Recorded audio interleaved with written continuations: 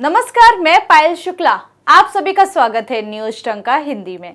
आज की हमारी यह वीडियो आगामी राजस्थान विधानसभा चुनाव को लेकर है। राजस्थान में सचिन पायलट और सीएम अशोक गहलोत के बीच लड़ाई का कारण सभी को मालूम है। इन दोनों के बीच सीधी लड़ाई राजस्थान में मुख्यमंत्री की कुर्सी हासिल करने के लिए हो रही है।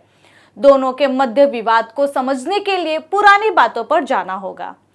दरअसल आज से 21 साल पहले 10 फरवरी 2002 को सचिन पायलट ने कांग्रेस ज्वाइन किया था। जयपुर की किसान रैली में पायलट कांग्रेस का हिस्सा बने। उस दौरान अशोक गहलोत भी मंच पर मौजूद थे। 2004 में सचिन पायलट 26 साल की उम्र में दौसा लोकसभा सीट से चुनाव लड़कर जीत गए। हालांकि उस वक्त सचिन पायलट अशोक गहलोत के निशाने पर बिल्कुल भी नहीं थे।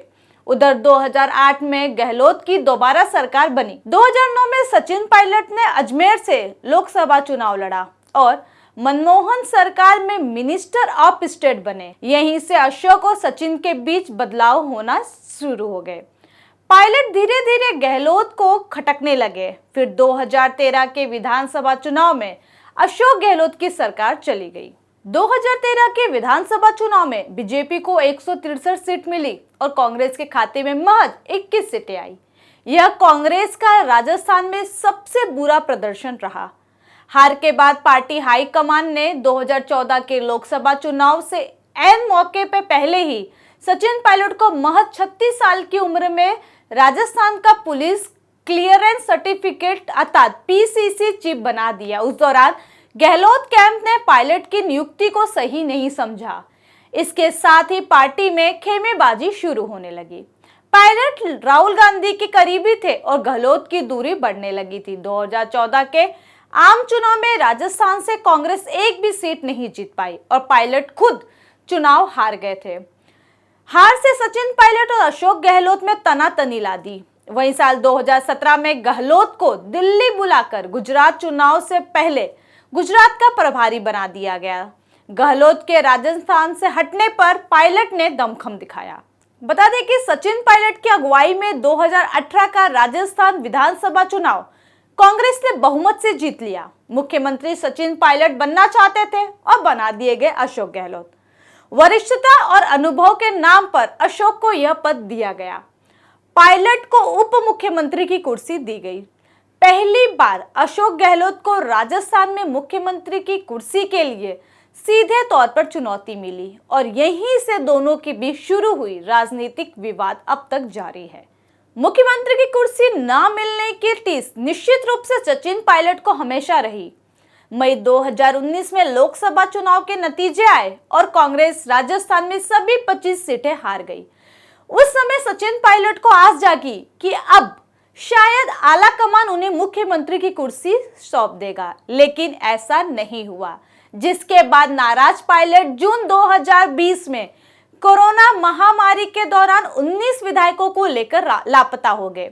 राजस्थान में कांग्रेस सरकार बचेगी या नहीं, यह संकट उस समय गहरा गया। कांग्रेस को अपने और समर्थक निर्दलीय विधायकों को होटल में शिफ्ट करना पड़ा।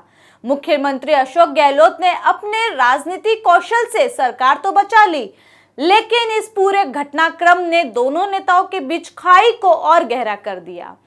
उस दौरान मुख्यमंत्री अशोक गहलोत ने पायलट को नकारा और निकम्मा तक कह डाला। पायलट और उनके समर्थक विधायकों से सरकार तथा संगठन के दायित्व छीन लिए गए। पायलट की पुनः वापसी हुई, लेकिन मुख्यमंत्री अशोक गहलोत और मजबूत नेता बनकर उभर गए। हालांकि इस पूरे घटनाक्रम में नया मोड़ तब आया जब राहुल गांधी ने राष्ट्रीय अध्यक्ष बनने से साफ तौर से इनकार कर दिया। अशोक गहलोत के नाम पर सहमति बनती नजर आई। एक बार को लगा कि अशोक गहलोत अब कांग्रेस की कमान संभालेंगे। गहलोत ने भी यह कोशिश की कि वो मुख्यमंत्री की कुर्सी के साथ साथ राष्ट्रीय अध्यक्ष का दायित्व संभालेंगे। सब कुछ ठीक चल रहा था, लेकिन यहाँ पर सचिन पायलट मात खा गए। उनका अति उतावलापन ने उन्हें कुर्सी से फिर दूर कर दिया। उस दौरान पायलट ने ऐसे जताया जैसे अशोक गहलोत के राष्ट्रीय अध्यक्ष बनते ही उन्हें राजस्थान की कुर्सी मिल जाएगी। शायद आला कमान से उन्हें आश्वासन मिला था। यही बात घोर प्रतिद्वंदी अशोक गहलोत को चुभ गई। राष्ट्रीय अध्यक्ष के महत्वपूर्ण पद को ठुकराकर अशोक गहलोत ने राजस्थान के मुख्यमंत्री की कुर्सी को सुरक्षित बनाए रखना ज्यादा जरूरी समझा। उन्होंने विद्रोह कर डाला, जिसकी गांधी परिवार ने भी कभी कल्पना भी नहीं की थी, क्योंकि राहुल गांधी भारत जोड़ो यात्रा पर निकले थे और देश जोड़ने से पहले पार्टी जोड़ने को लेकर कांग्रेस निशाने पर आ गई थी। एक और पीएम मोदी सरकार ने पुलवामा हमले का पाकिस्तान को मुंहतोड़ जवाब देकर देश का सिर गौरव से ऊंचा किया, तो वहीं दूसरी ओर राजस्थान की कांग्रेस सरकार पुलवामा के वीर बलिदानियों की वीरांगनाओं का अपमान करने में जुटी है। दरअसल यह बात है मार्च 2023 की। राजस्थान के जयपुर में पुलवामा हमले में शहीद हुए राजस्थान के 3 वीरों की पत्नियां सरकार की उपेक्षा को लेकर धरने पर बैठी थी। शहीदों की पत्नियों ने आरोप लगाया था कि मुख्यमंत्री आवास की ओर जाते वक्त पुलिस ने उनके साथ मारपीट की थी, उनके साथ अभद्रता और मारपीट की, जिसके चलते शहीद लोहिताश्व लांबा की पत्नी मंजू जाट घायल हो गई थी। उन्हें सवाई मानसिंह अस्पताल में भर्ती कराया गया था। शहीदों की पत्नियों ने कहा कि उनके पतियों ने मातृभूमि की रक्षा के लिए अपने प्राण न्यौछावर कर दिए, लेकिन राज्य सरकार उनकी शहादत के सम्मान में की गई घोषणाओं को पूरा करने की बजाय उनके परिवारों को अपमानित कर रही है। वीरांगनाओं ने कहा कि यदि सरकार उनकी जायज मांगे पूरी नहीं कर सकती है, यदि उनकी इच्छा मृत्यु नहीं दे सकती है, तो वो उनको गोली ही मार दे। पुलवामा शहीदों की वीरांगनाओं की पीड़ा इसलिए भी सही प्रतीत होती है क्योंकि इससे पहले सैनिक कल्याण राज्य मंत्री राजेंद्र गुढ़ा ने प्रदेश के कलेक्टर और रेवेन्यू ऑफिसर पर आरोप लगाया था कि वे शहीदों के परिजनों को कोऑपरेट नहीं करते, वे उन्हें चक्कर कटवाते हैं। उन्होंने साफ कहा था कि शहीद के परिजनों को जो सुविधाएं या सरकारी नौकरी मिलनी चाहिए थी, वो अब तक पेंडिंग है। पड़ताल में भी यह बात सामने आया है कि राजस्थान के 81 शहीदों के परिजनों को सालों से नौकरी नहीं मिली है। देश की रक्षा के लिए प्राण देने वाले शहीदों के परिजन अब सरकारी सुविधाओं के लिए दर दर की ठोकर खा रहे हैं।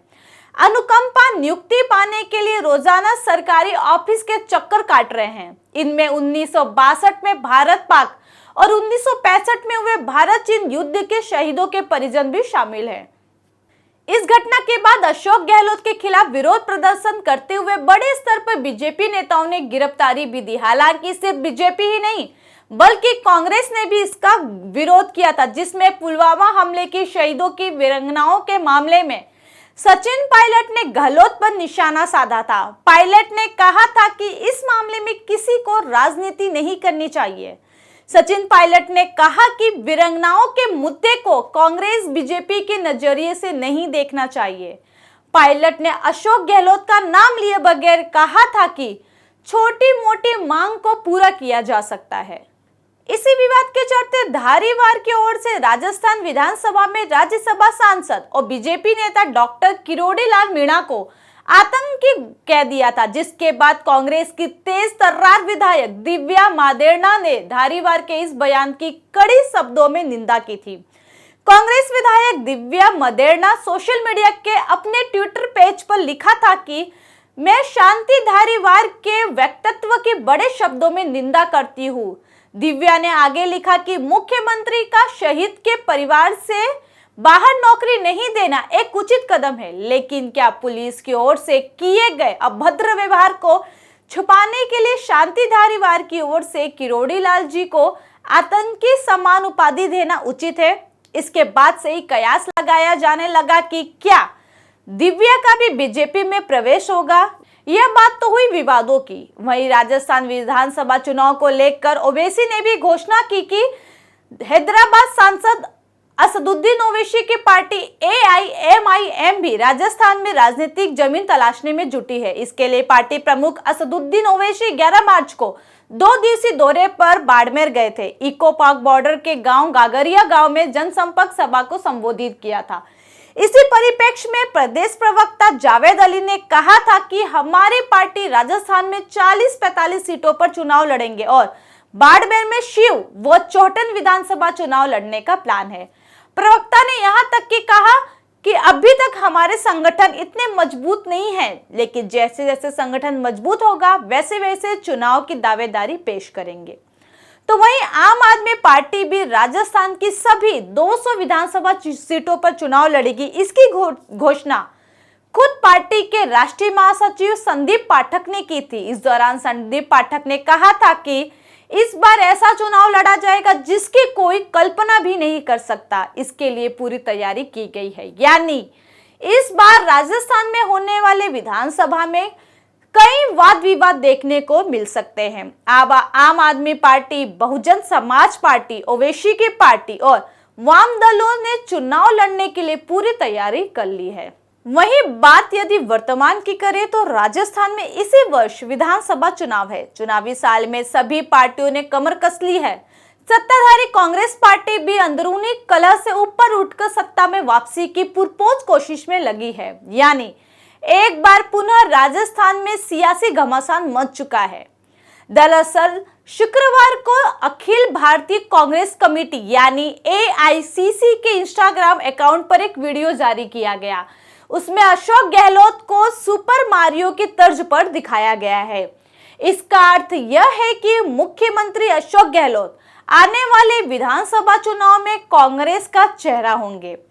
कांग्रेस 2023 का विधानसभा चुनाव मुख्यमंत्री अशोक गहलोत के चेहरे पर ही लड़ेगी। इस वीडियो में अशोक गहलोत की योजनाओं का भी जिक्र किया गया था। दरअसल कांग्रेस के इंस्टाग्राम पर गहलोत सरकार की उपलब्धि का एक रील तैयार किया गया। इसमें लिखा गया है मिशन 2023 से 28 गहलोत फिर से। इसका मतलब साफ है कि कांग्रेस राजस्थान में फिर से गहलोत की अगुवाई में अगला विधानसभा चुनाव लड़ेगी। इस मैसेज से साफ है कि कांग्रेस आला कमान चाहता है कि गहलोत को हटाने से पार्टी को नुकसान हो सकता है। ऐसे में पार्टी फूंक फूंक कर कदम रखना चाहती है। अब सवाल यह है कि ऐसे में सचिन पायलट का क्या होगा? क्या पायलट का मुख्यमंत्री बनने का सपना पूरा नहीं होगा? ऐसा इसलिए कि लंबे समय से प्रदेश में सचिन पायलट को मुख्यमंत्री बनाने की मांग की जा रही है। तो वहीं पायलट समर्थक विधायक अपने नेता को मुख्यमंत्री के तौर पर देखना चाहते हैं। अगर 2023 में कांग्रेस रिपीट हुई और पायलट को मुख्यमंत्री नहीं बनाया गया तो उसके नेता बेहद ही नाराज हो जाएंगे। दरअसल राहुल गांधी की भारत जोड़ो यात्रा के दौरान कांग्रेस के वरिष्ठ नेता जयराम रमेश ने एक सवाल के जवाब में कहा था कि राजस्थान में अगला सीएम कौन होगा इसका फैसला चुनाव के बाद ही किया जाएगा। उन्होंने कहा था कि अशोक गहलोत और सचिन पायलट दोनों पार्टी के स्तंभ है। ऐसे में कांग्रेस के आधिकारिक इंस्टाग्राम पर लिखा गया मैसेज पायलट गुट को नाराज कर सकता है।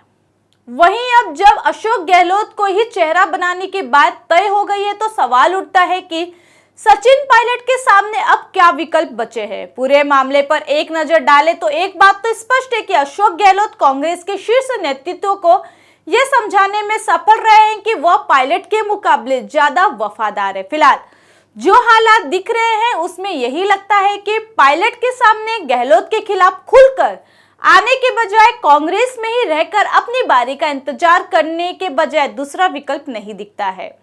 उन्हें विधानसभा चुनाव में कांग्रेस के प्रदर्शन का इंतजार करना होगा। पहले सचिन पायलट के समर्थन में 30 विधायक बताए जा रहे थे, लेकिन पिछले 1.5 साल में सिर्फ 19 बचे हैं। ऐसे में पायलट को चाहिए कि वह पहले खुद को मजबूत करे। वो मजबूत होंगे तो पार्टी में स्वयं उनका कद बढ़ जाएगा। सचिन पायलट के सामने चुनौती है कि वह आला कमान का भरोसा जीते। तो वहीं दूसरी ओर सचिन पायलट के सामने कांग्रेस संगठन और आला कमान से निराश होकर ज्योतिरादित्य सिंधिया वाली राह पकड़ने का भी एक विकल्प है। बीजेपी में जाने के अलावा उनके पास अपनी पार्टी बनाने का भी एक विकल्प है। उनके राजनीतिक क्षेत्र यानी दौसा इलाके के कदावर बीजेपी नेता सांसद किरोड़ी लाल मीणा पायलट को कई बार कांग्रेस पार्टी छोड़ने की नसीहत दे चुके हैं। वहीं RLP और आम आदमी पार्टी की ओर से भी पायलट को आमंत्रण है। हालांकि यह तो वक्त ही बताएगा कि सचिन पायलट का अगला राजनीतिक कदम क्या होगा। हालांकि यहाँ एक बात तो तय है कि कांग्रेस आला कमान फिलहाल सचिन पायलट के मुकाबले अशोक गहलोत पर ज्यादा भरोसा जता रही है।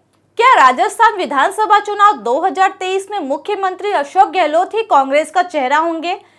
इसे लेकर आपकी अपनी राय क्या है, हमें कमेंट सेक्शन में जरूर बताएं। साथ ही हमारे चैनल को लाइक, सब्सक्राइब और शेयर करना ना भूलें। फिलहाल के लिए इतना ही। जल्दी एक नई जानकारी के साथ पुनः उपस्थित होंगे। तब तक के लिए मुझे दीजिए इजाजत। धन्यवाद।